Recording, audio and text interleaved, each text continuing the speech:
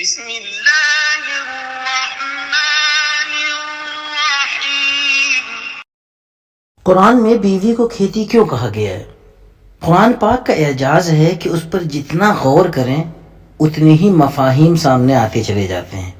ہمارے یہاں ایک آیت کو عموماً میاں بیوی کے جنسی تعلقات کی حد تک محدود کر دیا جاتا ہے۔ یقیناً سیاق و سباق کے ساتھ دیکھیں تو حکم بھی ایسا ہی ہے، لیکن سوال یہ ہے کہ اسے بڑے کینوس پر کیوں نہیں دیکھا جاتا ہے۔ چنانچہ سورۃ البقرہ کی آیت مبارکہ دیکھیں، نساؤکم حرث لکم فأتوا حرثکم انا شئتم۔ ترجمہ، تمہاری عورتیں تمہاری کھیتیاں ہیں، جس طرح چاہو اپنی کھیتی میں جاؤ۔ مجھے اس سے اختلاف نہیں کہ یہاں اسلام خانہ جنگی الجھنوں کو دور کرتے ہوئے رہنمائی کر رہا ہے، لیکن غور کریں کہ کھیتی کی ہی مثال کیوں دی گئی۔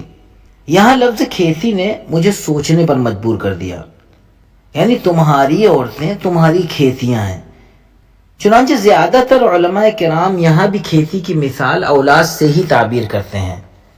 یہ درست ہے کہ نسل انسانی کا فروغ یعنی اولاد عورت سے ہی ہے، لیکن اب دوسرا رخ بھی دیکھیں۔ مثال کے طور پر آپ کسان ہیں، آپ کے پاس زمین ہے، لیکن آپ اس پر توجہ نہیں دیتے ہیں، اس زمین کی بڑھوتری کے لیے پیسے نہیں خرچ کرتے ہیں، اس زمین پر وقت نہیں دیتے ہیں، اس سے محبت نہیں رکھتے ہیں۔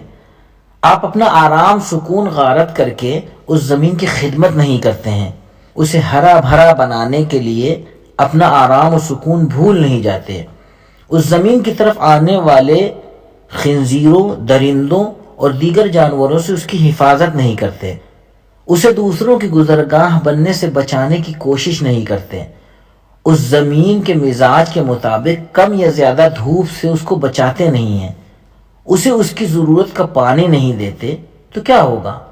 ظاہر سی بات ہے کھیتی سوکھ جائے گی، اجڑ جائے گی، آپ کو اس کا کچھ بھی فائدہ نہیں ہوگا، آپ کو اس سے پھل اناج نہیں ملے گا اور آپ اسے خود تباہ کر بیٹھیں گے۔ یہاں بھی یہ سب چیزیں صرف ایک لفظ کھیتی میں چھپا ہے۔ آپ شادی شدہ ہیں تو آپ کی بیوی اسی کھیتی کی طرح آپ کی توجہ چاہتی ہے، وہ چاہتی ہے آپ اس کے نخرے اٹھائیں، اسے توجہ دیں، اس سے اپنی محبت کا اظہار کریں، اس کے پاس رہیں، اس کی ضروریات کا خیال رکھیں، اس کے محافظ بنیں، اس پر پیسے خرچ کریں اور اس عورت کے تحفظ کے لیے دوسروں کے سامنے کھڑے ہوں، اس کی طرف دیکھنے والے خنزیروں اور درندوں کو مار بھگائیں، اسے خوش دیکھنے کے لیے اور اس کے آرام و سکون کے لیے اپنے مال میں سے خرچ کریں۔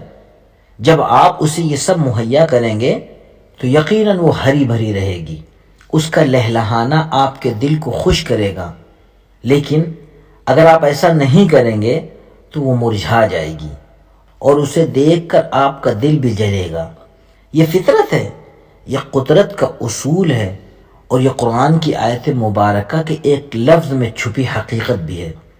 عورت بھی اتنی ہی توجہ چاہتی ہے جتنا کسی بھی کھیتی کو اپنے کسان کی توجہ درکار ہوتی ہے۔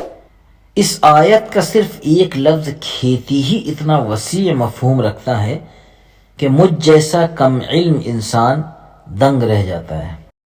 اس طرح کی مزید اسلامی معلوماتی ویڈیوز کے لیے آپ ہمارے چینل اسلامیات قطر کو سبسکرائب کر لیں اور بیل آئیکن کو دبا دیں تاکہ ویڈیو اپلوڈ ہوتے ہی آپ کو نوٹیفیکیشن مل جائے۔ جزاکم اللہ خیرا۔